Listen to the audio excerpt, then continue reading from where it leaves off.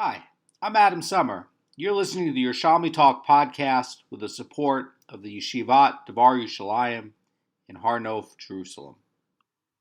This is Sheviis, chapter 5, Halacha 4, and this is going to finish up chapter 5.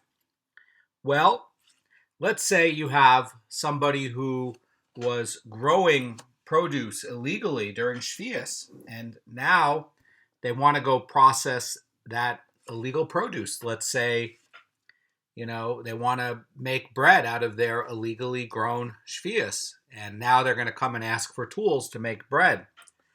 Are you going to be able to help them to process it? That's what we're getting into. So before, we were talking about somebody who's going to come and borrow farm tools in order to come and work a field in order to grow Sheviis produce. This one is actually where the Sheviis produce happened. It was grown. It was definitely illegal produce, and now the person, even if he doesn't want to sell the produce, just wants to process it so they can use it. So that's what we're getting into. So a Mishnah says that a woman may lend her friend who is suspected of being a Sheviis violator a sifter, a sieve, a hand mill, or an oven, but she may not sort or grind grain with her. Okay, so this is a sifter that's going to be used to process flour, and sieve is going to be used for kernels of grain. And the Gemara is going to bring up what is the suspicion. It's going to be whether she's maybe planted during Sheviis, or maybe she's violating the law of Beur. Okay, which suspicion is it? So we're going to get into what would it be where she violated the law of Beur. We're going to get more into that later. But there's two possibilities here on this illegal produce. And where it says that she may assist in preparing, she may not assist in preparing the Sheviis food. And the idea is that if somebody is already going to be sinning, you're not allowed to help them do the sin. And there's something in Vayikra 19:14 that says that before a blind man you shall not place a stumbling block. So that's going to be explained as helping the prohibition from working together with somebody to help somebody else to do a sin. And so if this lady were to have suspected Sheviis produce and now you're going to help her to go bake bread, well, that's going to be an issue. Well, what about the oven? What about these things? Well, we covered this in chapter 5, Halacha 3, where Bet Hillel comes along and says, well, what if it's what if it could be used for a different use? In other words, let's say that, you have regular grain that came from the year before, and, maybe they're not growing illegal produce at all. Maybe this is not 7th year grain. Maybe this is 6th year grain, and she just wants to make some bread. So you have a potential where it's going to be both prohibited and permitted, and because of that, you would be able to lend the oven. And if you know for sure that these tools would be used, and you know for sure that this person also is violating Sheviis, everyone agrees you can't lend them these tools. But if you're not sure, and it's possible that this person is using produce that's before the Sheviis, like grain that they had in storage, then it can be. So it could even be where there's perhaps it's not grain that would be chametz for Pesach. Perhaps it could even be rice. Rice you can store for a long period of time. Perhaps the rice is going to be 7th year rice. Perhaps the rice will be 6th year rice. And there's no issue with having to throw out an earlier crop for chametz issues between one Pesach and another. So the thing is if you know for sure that this person violated it, you can't lend it. And that was the end of chapter 5, Halacha 3 yesterday. There's nothing new about this. But what's new about this is that we're talking about produce that's suspected and tools that are not for farming now. What's new about this is tools for actually processing the produce. So there's going to be a related law. The Mishnah says that the wife of a haver may lend the wife of an Amma Aretz a sifter or a sieve, and she may sort and grind and sift with her.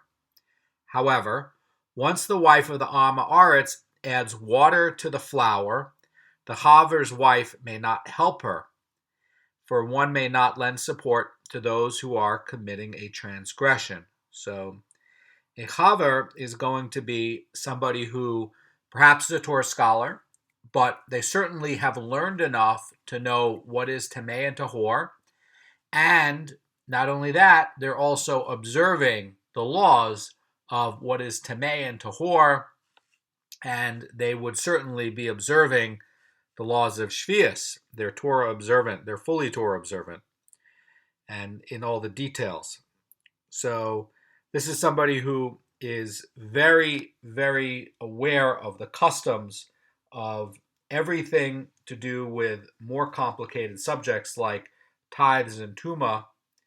And so what's going to be happening where they're going to allow this haver to go and work together with the wife of an Amma Aretz. And the idea is that this enactment is assuming that the produce that belongs to the Amma Aretz wasn't tithed. And this is going to be demai because you're unsure whether they tithed it or not.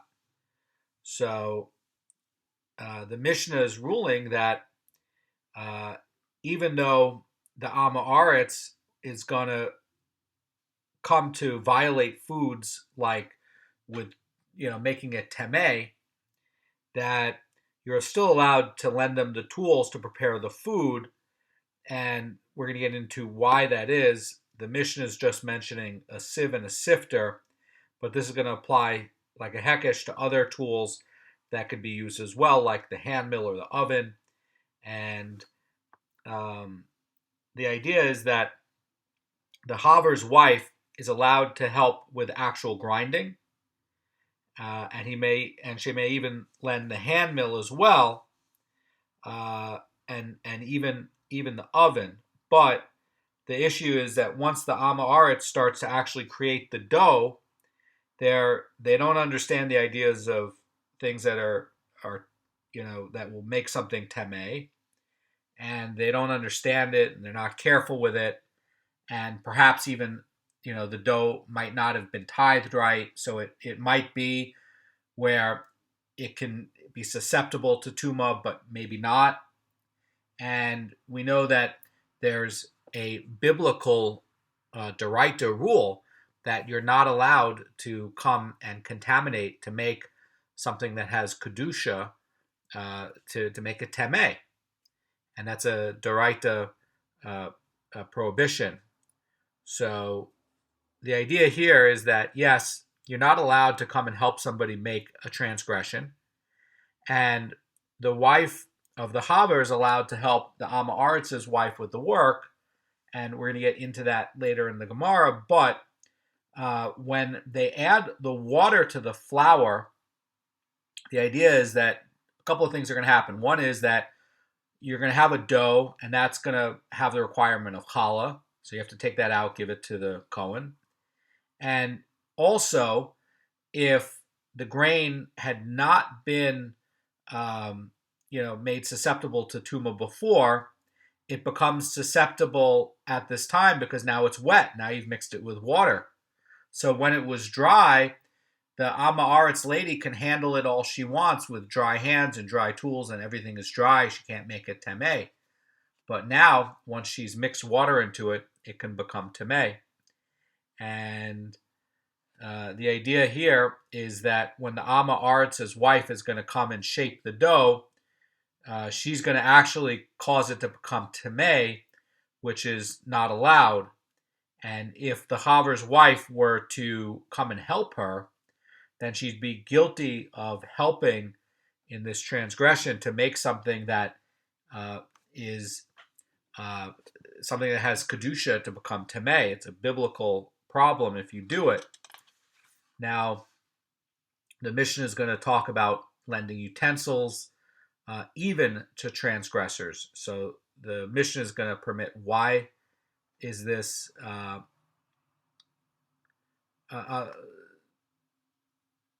Sorry. Let me continue this. The Mishnah says, once the wife of the Am Haaretz adds water to the flour, the Haver's wife may not assist her. So that we've covered. And the new thing is, for one may not lend support to those who are committing a transgression. So the idea is that she's actually committing a transgression. It's assumed that she really doesn't know Tamei or Tahor laws, and now she made wet dough, and she's actually has hands that are perhaps a rishon, and she's working the dough, or perhaps the hands are a sheni, and when she separates out the challah, she's made it a shlishi. She's made it tamei, and now you have a big problem. So there's another case too where perhaps with this dough, perhaps she didn't tithe it right, and she's there with the chaver lady, and she realizes she didn't tithe it. So it's permitted where you can take, if you've already turned the grain into flour, you can come and separate it from the flour, and I think even from the dough as well, at a much later state. I think it counts retroactively for having separated it. However, now that truma would still be tamei as well. So you would have a case where you would have a possibility where challah would be separated, which would be made tamei, be made a shlishi, and so would truma. The truma would be made tamei as well, because if this lady forgot to tithe anything, and then she's sitting there with the haver, the wife of the haver, and then she remembers that I forgot to tithe the grain, and I'll just tithe it out of this dough. Well, it's too late. You've contaminated it. So the Mishnah says that, and the rabbis stated all these leniencies only because of the imperative to seek harmony. And the idea is that all the ways of Torah are the ways of peace. And the idea is it's trying to promote harmony. And that's going to be in a case just with these household tools. Because if somebody comes to your house to come and borrow a tool, like a cooking utensil, and you don't allow them to do it, then it's going to kind of give you like the neighbor's going to look at you bad. If like they come and they say, "Oh, can you give me a sifter to sift my flour? I need it. I can't make bread." And then the neighbor says no, and then then the husband comes in. It's like, "Why didn't we have bread?" He says, "Oh, the neighbor wouldn't lend me their sifter for 20 minutes." So yeah, I mean, it's not very nice. But again, this is going to be for kitchen tools. This is not for agricultural tools. Now, the Mishnah closes with another practice that's going to be allowed to promote harmony. And the Mishnah says that one may lend support to idol worshippers who work the land on Sheviis, but not to Jews who do the same. This, by the way, came up in an earlier Mishnah. So the idol worshipper is not held by any of the laws of Sheviis. So if somebody sees them tending the field and they need a little bit of help to like pull the plow out of some mud or something, because the non-Jew is not observing Sheviis and it doesn't apply to his land or produce, he's not violating any law.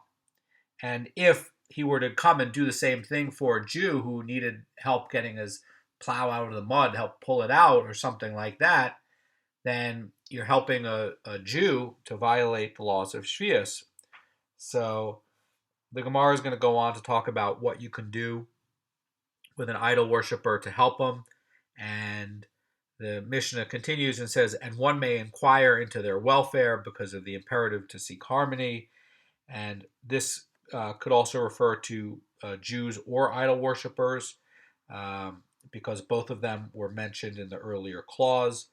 But the idea here is that regarding both of these rulings, it's in order to promote harmony, and one is permitted to lend support to idol worshippers and also to ask about how they're doing. The Gemara is going to get into this, and we were talking about a woman who's going to lend certain kitchen tools to a friend, and this friend is suspected of being a Sheviis violator. So the Gemara says, Rabbi Zera stated in the presence of Rabbi Manna, the Mishnah is discussing a case where the friend does not specify that the utensil will be used to process grain or flour, whereas, however, the friend does specify it will be used for these purposes. She may not lend the utensil. Okay, so the idea here is that when the person who actually is suspected of being a Sheviis violator, does not specify that the utensils are going to be used to make flour or process grain, they can come and lend the utensil because perhaps she's going to go use it for some other permitted use. But if the borrower, according to Rabbi Manna, says that it's going to be used dafka for flour or grain, you cannot use the utensil because now you got to be worried that she's actually using it to process the Sheviis produce. And so now you're kind of helping her to do it, okay? Again, there's a few conditions here. One is that this is somebody that you already suspect of being a Sheviis violator. And they also have to say that they're actually going to be processing grain or flour, okay? This is going to get challenged. Rabbi Manna said to Rabbi Zera, but the utensils such as these, which have no other use, is not without specifying the same as specifying. In other words, what else could you use these tools for? A sifter can only be used for sifting grain. Like, what else can you use it for? Same with a mill. Like, you're going to be using it to grind grain into flour. What else is it? Now, so Rabbi Zera is going to respond. And the response is that if the borrower does not specify the use, and again, we are talking about a friend who is a suspected Sheviis violator, then I can say, says Rabbi Zera, that she requires the sifter to count money or to sift sand or a mill to grind herbs. In other words, she could be grinding herbs to dye things. That's a note by the Rosh Cirilio. Or she could use the sand to manufacture a mortar and to basically do it to make glass or something like that. So again, you have a rub here, right? You know that this person's a suspected Sheviis violator. And they're asking for the tool. This tool is something that's a sifter. Everybody agrees that if they're asking for a sifter and they're a Sheviis violator and they're actually saying, oh, I'm sifting grain, you can't lend it to them. But now you have a double suffix here.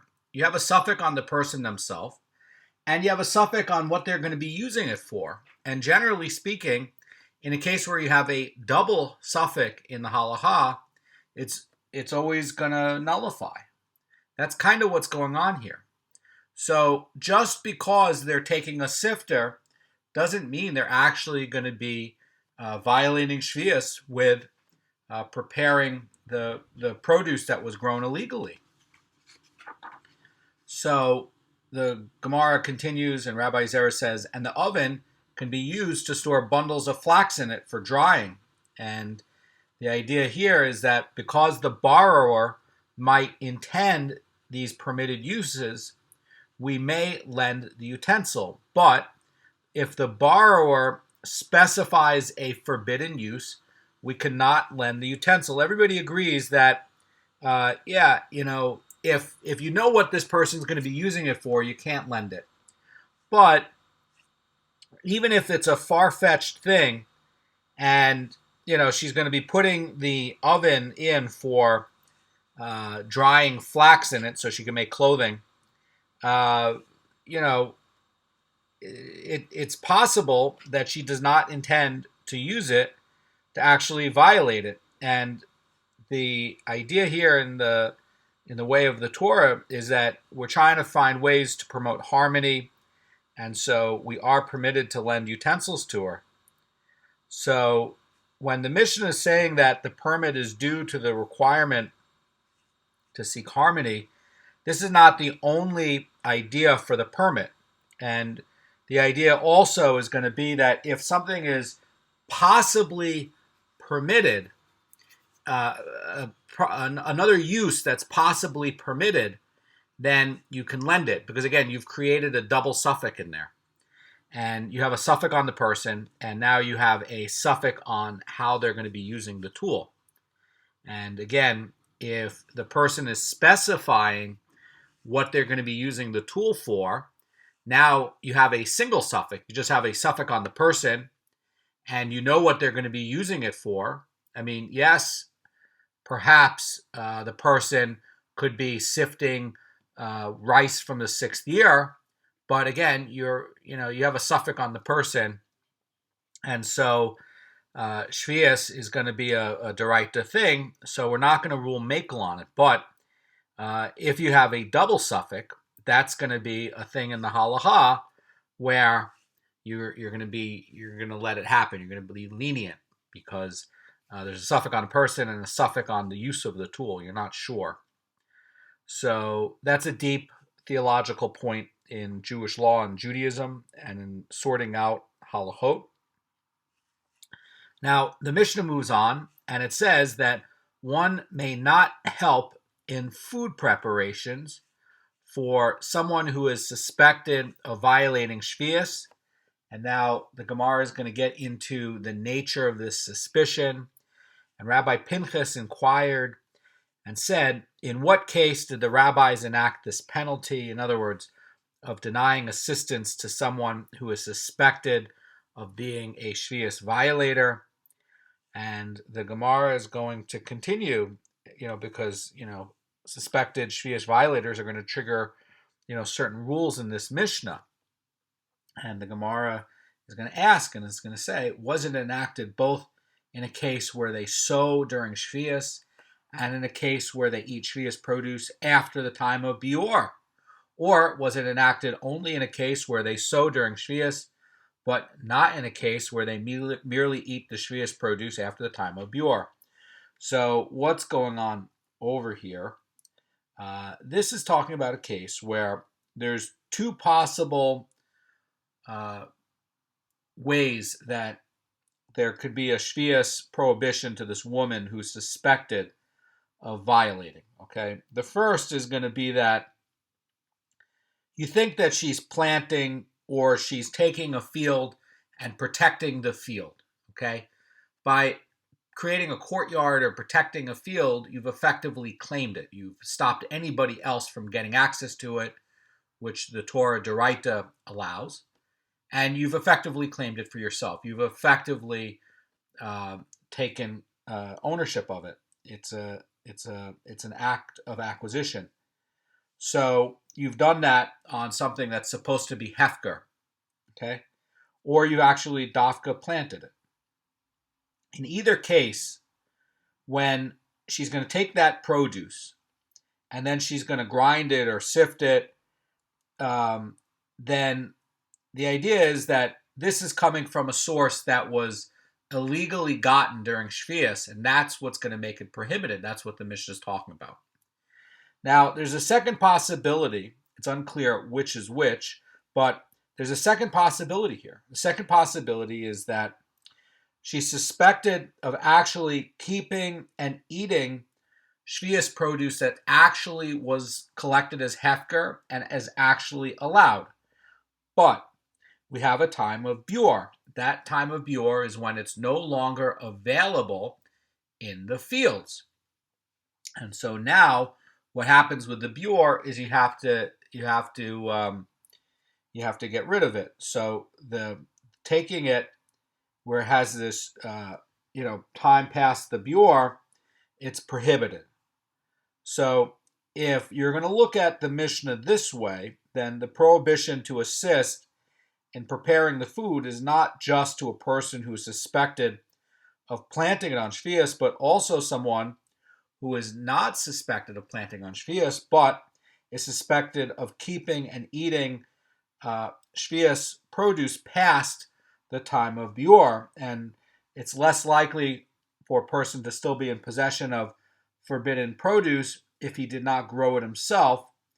And so we have to be concerned that the produce the woman possesses is going to be prohibited. So perhaps there's a lot of eyes out there, and perhaps you don't think that she's actually sowing things, but perhaps what she's done is she's collected this legally, and then what she's doing is she's gonna actually start to try to transform it. Now, Rabbi Kanievsky says about this in his Beur shiurim that the law of Beur, which literally means removal, applies to produce that grows on its own during the Sheviis year. Now, one of the things, what could be Beur? Well, you can have olives, you can have figs, you can have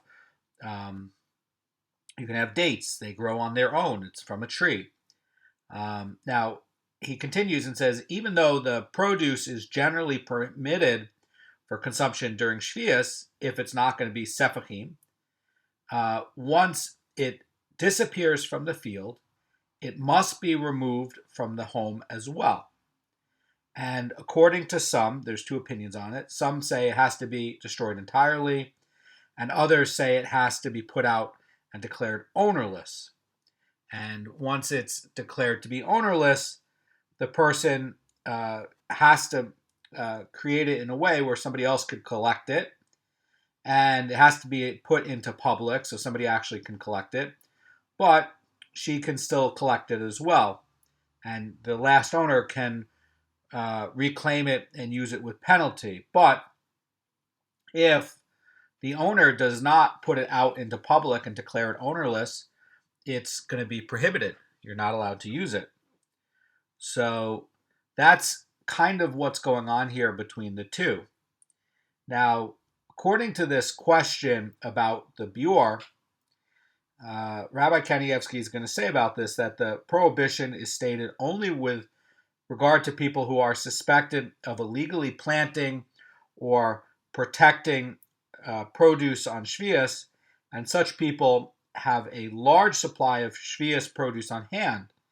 And therefore, we're worried that the produce they sift and grind is going to be prohibited Sheviis produce.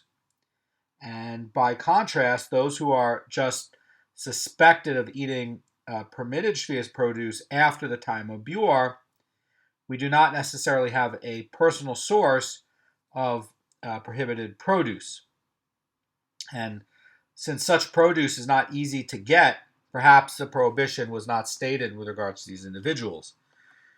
So the Gemara is going to question this inquiry about this question about Beur, and the Gemara asks and says, what practical difference emerges between the two sides of the question? In other words, you're violating Sheviis either way. What's the difference? Okay, that's what it wants to know. And the Gemara is going to answer. It's going to say, for example, if they saw the suspected Sheviis violator buying Sheviis produce from a grain merchant, and this is going to be a retailer who's going to buy large volumes of produce, and then he's going to sell it in smaller amounts in the marketplace.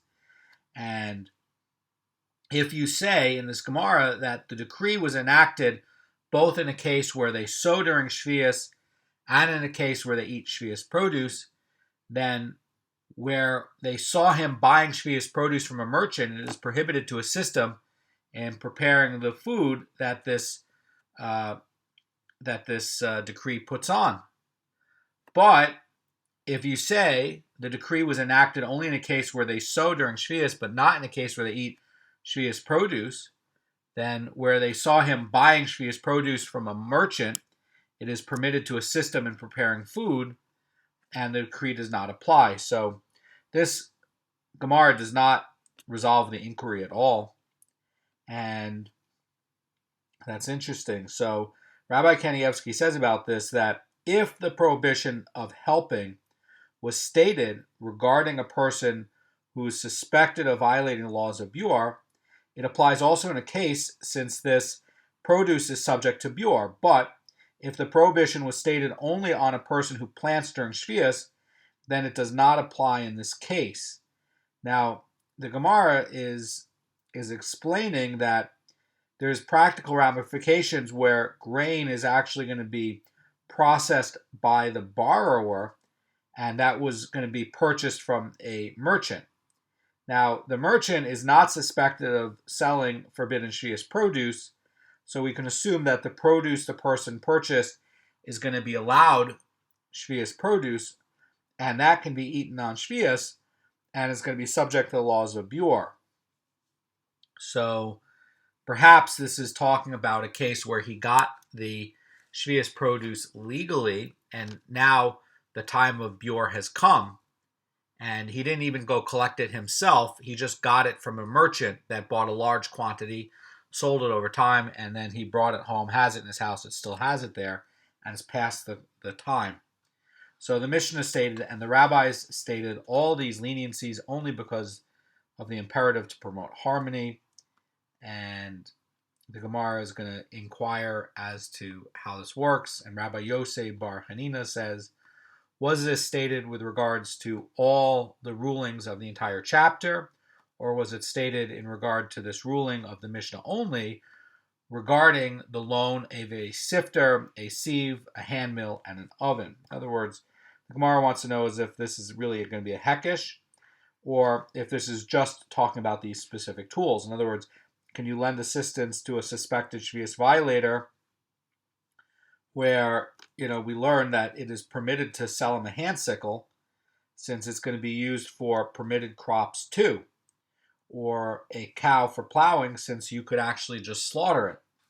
So the Gemara is going to wonder whether this Mishnah is going to be regarding the imperative to seek harmony, and it's going to limit it to these other items. So since these items may be sold, and if it does, then these items may be sold only if refusing the sale is going to cause strife. So the buyer would be a neighbor, and they'd be insulted if they're refused for even lending it or buying it. And if the reason harmony is stated only regarding the cases of the Mishnah, then these tools discussed in the earlier Mishnah may be sold even if harmony is not a consideration. So the question is, we learned about the sickle. Is the sickle, we know that the sickle is allowed because you can cut other crops that actually are allowed during Sheviis. So is this Mishnah setting up something where these tools are going to be allowed, but you couldn't lend a sickle, you'd have to sell the sickle? That's part of the question. So the Gemara is going to resolve this, and the rabbis of Caesarea said in the name of Rabbi Yudah Bar Titus that from that which the Mishnah in the tractate in Gittin, which teaches the imperative to promote harmony, taught this ruling only, but not the other rulings of the chapter. And this tells us that this was stated regarding this ruling only. In other words, that at the end of the 5th chapter in Gittin, the Mishnah says many, many enactments that are instituted to promote harmony between people. And among that is going to be listed that what we have here regarding a woman lending a sifter, a sieve, a hand mill, or an oven. And the rulings of the earlier Mishnah talking about the sale of farm animals or sickles and other tools are not going to be included in the list in Gittin.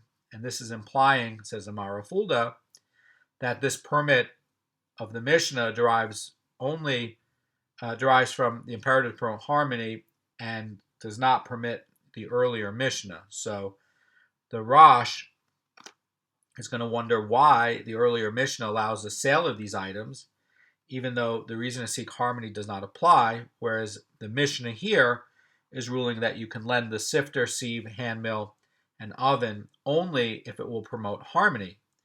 And the Rosh explains that since in this case the woman is known to possess only Sheviis produce, the likelihood is big that she will use the utensils to violate Sheviis law. And although it is possible that she will use them for some other purpose, like sifting coins, this is a remote and an unlikely possibility. And because the case to permit lending the utensils is weak, the Mishnah is unwilling to allow it unless it will promote harmony. And in the earlier case, by contrast, says the Rosh, that there's a very strong possibility that the person does not intend to use the item to violate Sheviis law at all. And therefore, even without the consideration of harmony, that sale is going to be allowed. And furthermore, the refusal of a woman to lend a household utensil to another woman who's a neighbor is more likely to cause strife than refusing a man a farm tool to sell. And they're going to argue that the concept of promoting harmony is not entirely relevant to the sale, since a person would not usually take offense at refusing, to sell his possessions. But in terms of lending it, she'll say, "I'll give it back to you after 2 days. Just give it back to me." In the case of a sale, well, that transaction is permanent. And so, the farmer could say, "Oh, I'm sorry, I need these sickles. I'd love to do it, but I need them." Okay. But a woman who's a neighbor, and you say, "Okay, I need the sifter for a day. I'll give it back to you tomorrow." And you say, "Sorry, I can't. It's against halacha." Well, that's really not going to be promoting peace. She's going to be very angry at you, and it's going to make a very bad neighbor. So the Mishnah is ruling that the wife of the haver may lend a sifter or a sieve to the wife of an Amma Aretz. And she may even come and help to sort and grind and sift with her. But once water gets added to the flour, the haver's wife can no longer help her. Why would that be? Because you would be helping her to make a transgression.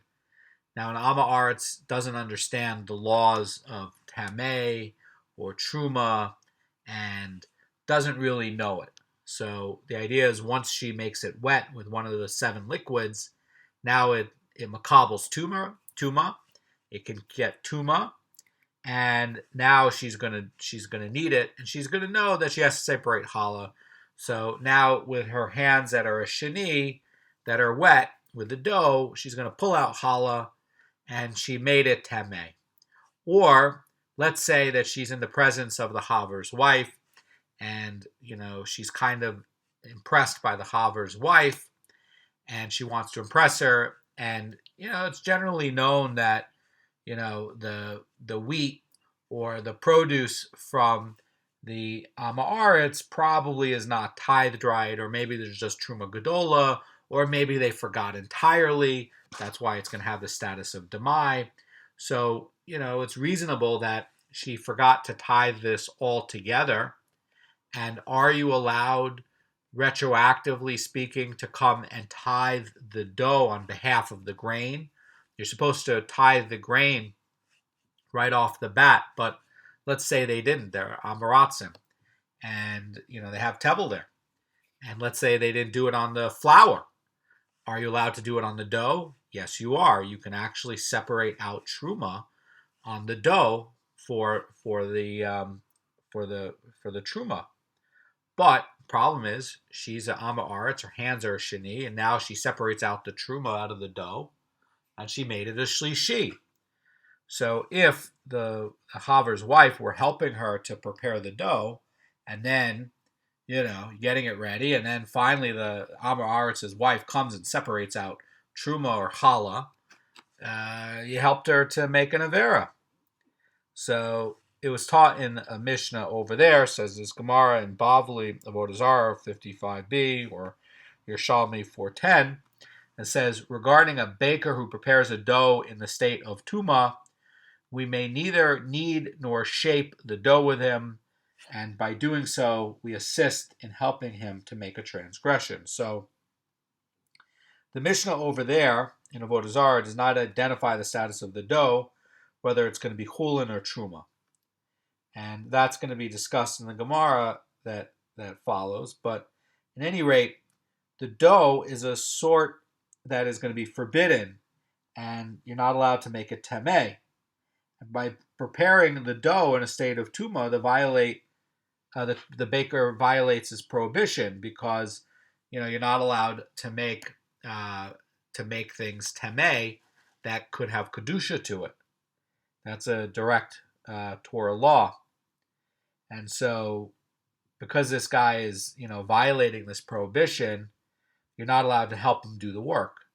So the Gemara cites a brisa about this, and the brisa was taught with regards to the Mishnah, and says we may neither sort nor grind nor sift with them. Now the brisa, says the Mara Fulda, is explaining that according to the Mishnah, only kneading and shaping is going to be there, because that's what's mentioned, but the prohibition actually begins before this stage, since you're not allowed to help this baker with things that are preliminary to actually kneading the dough. And so you're forbidden to assist this baker in the preliminaries as well, like grinding or sifting. And that's going to stand as a very big difference between what's happening with a professional baker and this Amma Aretz lady. And the reasoning behind the prohibition is gonna come up in the Gemara as we go forward in it. But there's a difference. What's the difference between the baker, that they're talking about in Gittin, and this housewife Amma Aretz over here? How come the Haver's wife can help the Amma Aretz's wife come and grind and sift, but once the dough is made, you can't do anything? And over there with the baker who's going to be preparing the dough in a state of tuma, you're not allowed to knead or shape with him. Well, that's the same as with the Amma Aretz lady, but also here, you're also not allowed to help him sort, grind, or sift. What's the difference? So the Gemara is gonna talk about the differences between these rulings, and the Gemara says here, with regards to our Mishnah, it says that the Chaver's wife is forbidden to assist the Amma Aretz's wife with the dough, but he is allowed to help her with sorting, grinding, sifting. So they're wondering, is this going to be a contradiction? What's the difference between this Mishnah and that Mishnah in Avodah Zarah? And the Gemara is going to answer it. Rabbi Law says, here the Mishnah speaks with regarding chulin produce, and it's going to rule that assisting the Amma Aretz with sorting, grinding, and sifting is going to be allowed. In other words, Rabbi Law is saying that this Mishnah is discussing unconsecrated chulin produce. And the Mishnah is holding that in addition to the biblical prohibition against generating tuma on consecrated foods like truma, it is forbidden by rabbinic law to cause chulin food in Eretz Yisrael to become temeh. So the rabbis enacted this restriction for the benefit of those who are going to be careful to eat even chulin in Torah, and either to make sure that there's going to be enough supply of tahor food for these people, or to protect them from accidentally eating temeh foods. But the Mishnah is ruling that the Haver's wife is allowed to help the wife of the Amma Aretz, who's, you can assume that she's going to be temeh. And you can help her to sort, grind, sift chulin produce. So this is going to be allowed because the prohibition is going to be rabbinic only. It's going to be a rabbinic origin. So in the case of a rabbinic stringency, one is permitted to help in the preliminaries to seek harmony between the Jews. But once water gets added to the dough, you're not allowed to help anymore. And adding water to the dough, it's a step that you're going to need in order to separate challah from it. And now the dough is going to have a potentially sacred status. And, again, it's a biblical law. You're not allowed to contaminate things with kedusha, like challah and truma, with tuma. Not allowed to make a temeh. So once you add water to the dough, the chaver's wife is not allowed to help. And regarding the imperative to seek harmony, that is not going to allow a person to come and violate biblical law. So I just want to point out that challah does have a degree of sanctity that's similar to truma, and just as you're not allowed to contaminate truma, you're also not allowed to contaminate challah. And although the Mishnah is talking about here a case where the challah was not taken out yet, it already becomes subject to the challah requirement once it becomes wet, and therefore it's precluded because you're basically making it tameh. And if the dough does not actually become obligated in the challah until it's needed, so the dough doesn't become obligated into challah until it's needed. So not when it becomes wet. Well, actually, it has to be kneaded first. And if you choose, you can separate challah immediately after adding the water, but before kneading the dough. And at that point, it may not be contaminated, but the Mishnah is speaking about adding water, and it actually refers to kneading the dough. So, but even if you did it wrong and you added the water and it became wet and you have your tameh hands, you're still going to be making it tameh, even if you're taking out the challah before you've actually kneaded the dough. But again, this Mishnah talks about kneading the dough. So, because you could say, oh, well, I'm taking out, the challah obligation comes when you knead the dough. Fine. But I'm allowed to take out challah once I make the dough wet. Once I make it I wet it. I wet the flour, and so it starts to become wet, and I didn't knead it yet. I can take out challah. I'm allowed to.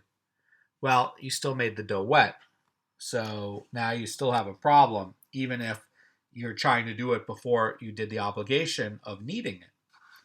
So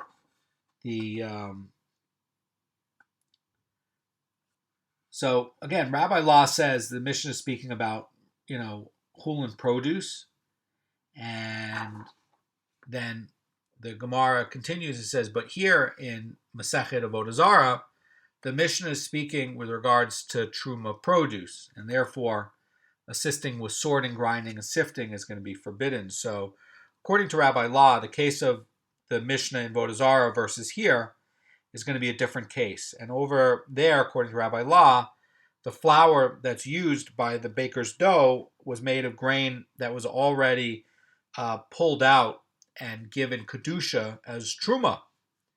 And now you're not allowed by biblical law to cause truma to become tameh. So this baker is already working with grain that already is sanctified. And now you're taking sanctified grain and you're sifting it. And the problem over there is you didn't even make it into the dough yet, but now you're working with a product that already has kedusha on it. And in the case of the dough with the Amma Aritz's wife, it doesn't have any ability to makabel tuma until it's wet, and it doesn't have any requirement to pull out the challah until it's actually made into a dough. So at the point where she adds water, the chaver's wife has to stop. But over here, the case is different. This is talking about, according to Rabbi Law, a case where he already sanctified it. He's already made it into truma. It already has kedusha, and now you're helping to sift and to sort and to grind. You're working with something. You know this guy is tameh, and so you know what he's going to do with it. You know he's going to wet it. He's a baker. He's going to process it. And so now what you're doing is you know that he's tameh, and you know that this already is going to be separated out as truma. It has kedusha, and the difference is that you're helping him to process something that already has kedusha. You've already passed the point. This is not chulin produce. In the case of over there, Rabbi Law is pointing out that this is chulin produce that the Amma Aretz lady is working with. And the case over here is going to be a case where this baker is already working with truma produce, and you're not allowed to help him sort, grind, or sift because it's already truma. It already has kedusha, and you know he's already tameh. You're already assisting him to to violate it. The Gemara doesn't like this explanation, and it's going to say that we learned in the Mishnah that a baker, regarding a baker, and saying, can you say that the baker works with truma dough? How can it be? And normally, baker, says the Mara Fulda, is going to need to serve the greater population, not just Kohanim, and it's not worth it to work with a smaller amount of flour that he gets as truma and bring it over and sell it to Kohanim. Or maybe what happens is the Kohanim will take this small amount of flour that he gets as truma and bring it over to a baker. And, it's easier to just work with it at home. So, they don't like Rabbi Law's explanation and saying, why is he working with truma at all? What's a baker doing with this? Because, baker, he has got a specialist bakery that he's only selling some cakes to Kohanim? So the Gemara is going to look at this contradiction and look at it in a different way. And so the colleagues of the study hall say that here in Masechet Avodah Zarah, the Mishnah's case is where he moistens the kernels after they are harvested. And this is going to make the kernels susceptible to tuma. And therefore, he may not assist the baker in sorting and sifting them because he aids in transgressing the prohibition against contaminating the produce. And here in this Mishnah, the Mishnah's case here is where he does not moisten the kernels before grinding them into flour. And because the kernels are not susceptible to getting tuma from the Amma Aritz's wife, because they didn't moisten the kernels first, the Chaver's wife is allowed to help the Amma Aritz's wife to sort, grind, and sift. So Rabbi Law's point would work, except that they're objecting, and they're saying, yeah, but how likely is it that a baker is going to be sitting there taking the truma from a Kohen to make it into cookies for him, or is going to have his own department just for cookies for Kohanim, and he's already has all this separated truma from all of his grain, and now he's making cookies with it, rather than just giving it out to a Kohen, and he's actually going to market and sell, or he's buying truma produce, which you're allowed to do, and then he's making it into cookies for a Kohen. That's a more likely case. So they're saying that's unlikely, right? It's unlikely that he's going to the market buying truma produce, which generally has a lower price at the market, and he's coming along, and he's sorry,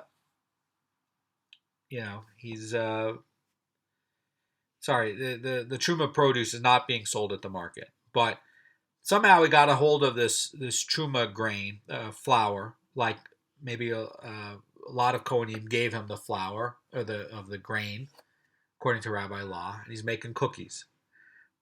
And it's the baker's busy, and he has to have time to do his work to sell to the general population, and have time to make Kohanim's cookies. So they don't like that. They like the idea in the study hall that the difference between the cases is going to be where he actually moistened the kernels after they're harvested. And the idea is going to be that we're talking about chulin produce, and you're not allowed to generate produce and turn it to make it tameh in Eretz Yisrael. And in their view, the rabbis do not permit the person to aid in contaminating chulin for the sake of harmony. So it could be that the Mishnah is talking about a case where the grain had not yet been moistened, and it did not become susceptible to tuma, and once water is going to be added to the flour, though, it's going to be susceptible to tuma. And so we're talking about a case in Avodah Zarah, says this academy, that the grain was moistened immediately after being gathered. In other words, it had a lot of dirt, and they rinsed it off. And so at that time, they they made it so that it becomes susceptible to becoming tameh. And because it's susceptible to tuma now, you're not allowed to assist the baker in these activities. And if you do it, you're gonna contribute to the baker violating this prohibition against contaminating chulin in Eretz Yisrael. And Rabbi Kanievsky says about this, of course, since the grain becomes tameh, with the initial sorting, the workers' subsequent participation doesn't cause further damage, but he's forbidden to participate, and you have to distance yourself from a sinner's legal activity even after the damage has been done, so as to deter him from continuing his sinful ways. And the Gemara is going to continue. It's going to say, according to the colleagues, the Mishnah's case is where the kernels were not moistened before, being ground into flour, and the Gemara shows that it is implied in the words of the Mishnah. The Mishnah supports the explanation of the colleagues, and the Mishnah states, however, once the wife of the Amma Aretz adds water to the flour, she may not assist her, and one may not lend support to those who are committing a transgression.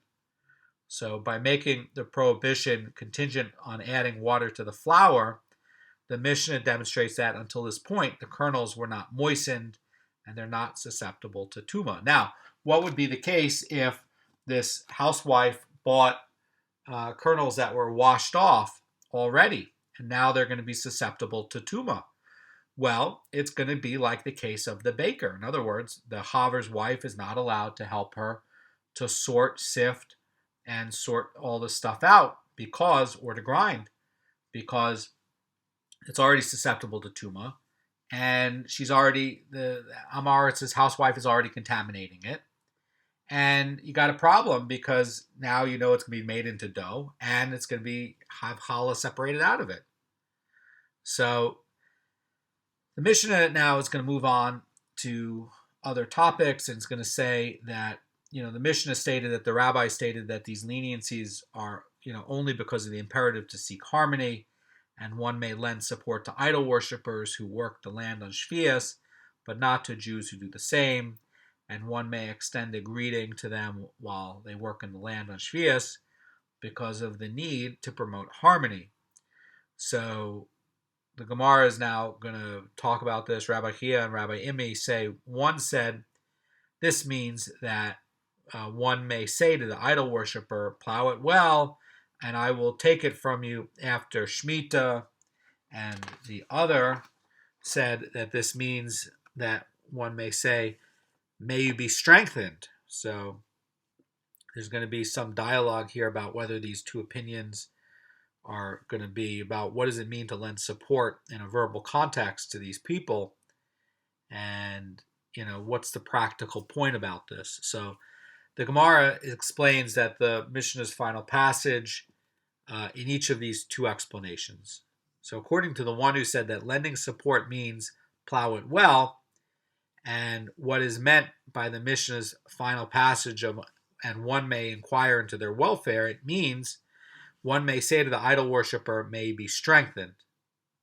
So over here, according to this understanding, the Mishnah is saying that the word there refers back to the idol worshippers discussed earlier in the Mishnah, and the Mishnah's first teaching that you may instruct them to continue plowing, and then teaches that one may encourage them and say, may you be strengthened. And it would seem obvious that wishing him strength is going to be allowed. So why do you need this ruling? Now, according to the person who says that lending support means to say to the idol worshiper who works the land on Sheviis, may be strengthened, and what is meant by, and one may inquire into their welfare, that's going to be said earlier. This other opinion says that it cannot mean that one generally addresses the idol worshiper both during Sheviis and other times with words of, Shalom Aleichem, because it's obvious from the first ruling. And after all, if one can say to the idol worshiper, may be strengthened, then he's also allowed to say, peace be upon you. What's the problem? And, the idea here, it means that one may greet a Jew who works the land with Sheviis, with the words, peace be upon you. In other words, according to this reading, when the Mishnah is saying, and one may inquire into their welfare, the word there does not refer back to the idol worshiper, but actually to the Jew. Now, in the previous clause, it was making a statement about an idol worshiper and a Jew. And this is talking about either an idol worshiper who's working the land on Sheviis, or a Jew who's openly transgressing it and working the land on Sheviis. So, according to this reading, the Mishnah is saying that, yes, he is a sinner, and you are allowed to greet him with Shalom Aleichem, but you're not allowed to say to him, may you be strengthened, keep going, you can do it, keep plowing, right? But you're allowed to still greet him as a Jew. That's what it's arguing. In other words, it's saying that, look, this word there in the Mishnah is not talking about the idol worshiper and the Jew from the earlier part of the Mishnah. This is saying that the word there is only talking about the Jew and not the idol worshiper, because they're saying, what's the problem? You can always say, maybe strengthened to the idol worshiper when he's working a piece of land. And you can always say, Shalom Aleichem. There's no contradiction here. Really, what we're learning, according to the second opinion, is that, no, you can still say Shalom Aleichem to the Jew who's openly violating Sheviis, but you can't encourage him to give him words that are going to strengthen him to plow more or to break Sheviis even more. Now, that's a surprising ruling. There's a related incident, and an incident occurs where Rabbi Hanina bar Papa and Rabbi Shmuel bar Nachman happened upon one of those Jews who would plow their fields during Sheviis, and Rabbi Shmuel bar Nachman said to him, may you be strengthened. Now, that's a surprising ruling, and Rabbi Hanina is gonna question this. How, in other words, how can you bless a transgressor who's openly breaking Sheviis? And Rabbi Hanina bar Papa says to Rabbi Shmuel bar Nachman, did the teacher not teach us the following exegesis? In other words, that where it says, Scripture says in Tehillim 129:8, they will not say regarding the Beurim, Hashem's blessing upon you. Beurim are transgressors. And this verse is teaching that it is forbidden to say to those who plow during the Sheviis years or other transgressors of the law, may you be strengthened. So how did Rabbi Shmuel bar Nachman extend a blessing to someone who violates Sheviis law? And Rabbi Shmuel bar Nachman responds and says, he says to Rabbi Hanina, and again, keep in context, this is all about promoting peace. So here's what it says. It says, how to read Scripture you know, how to expound on Scripture you do not know, and this is how the verse is to be understood. The word Beurim is not translated as transgressors, but as those who pass. So again, the word Beurim is coming from the root over, which has an idea of passing. And so you could be translating Beurim either as transgressors or as someone who passes. In other words, so you could do it as someone who crosses the boundaries of acceptable behavior, and also those who pass.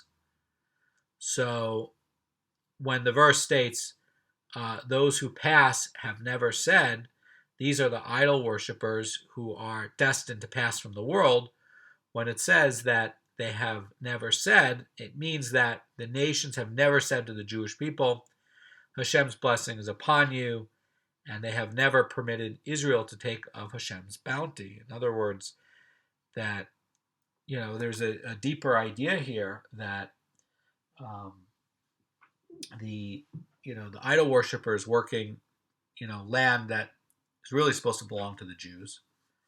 And so too over here, all the blessing of the world comes into the world. So some guy in India or China is getting any blessing at all because of the avodah of the Jews. And basically, they're never saying, Hashem's blessing is upon you, even though they're getting all of this bounty. from the blessing of the Jews.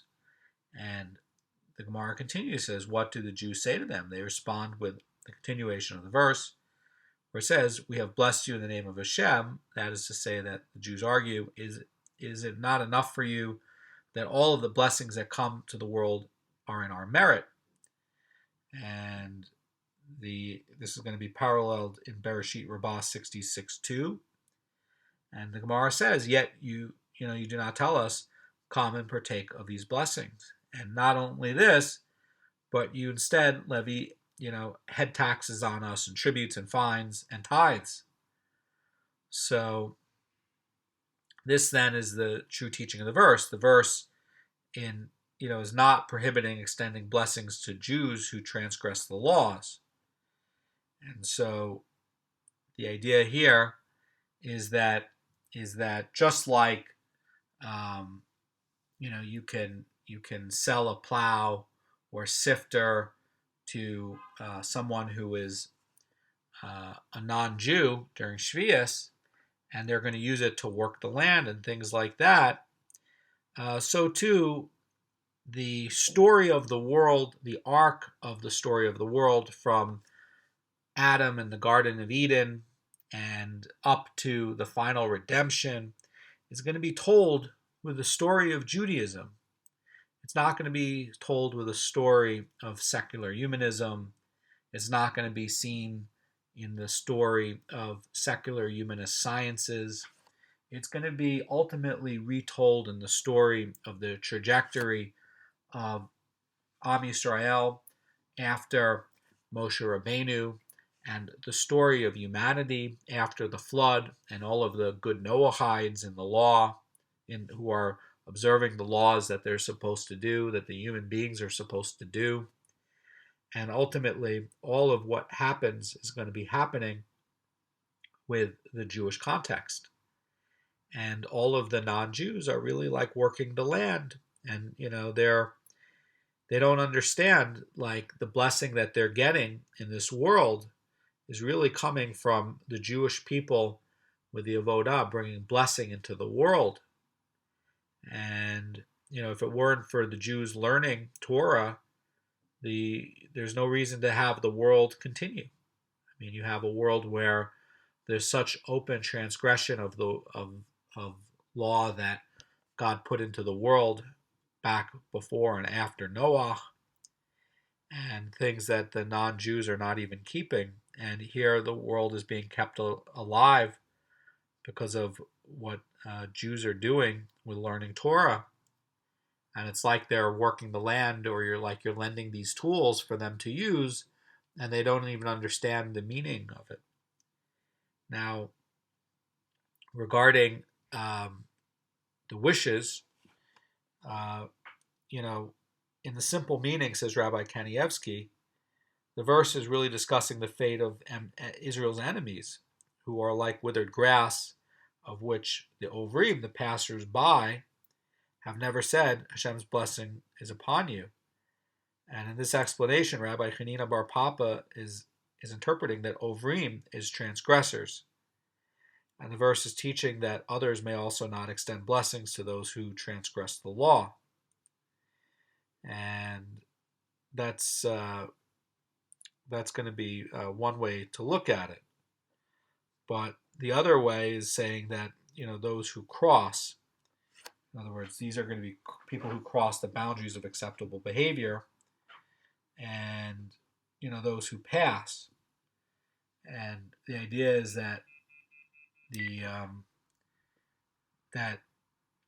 the world is not going to pass into the future according to how the rest of the world thinks it will. It's going to pass into the ultimate way that Hashem has prepared with the redemption of Israel and with the fixing, the tikkun of the world since Adam and Chava, and eliminating sin and Yetzer Hara from this world. Have a great day.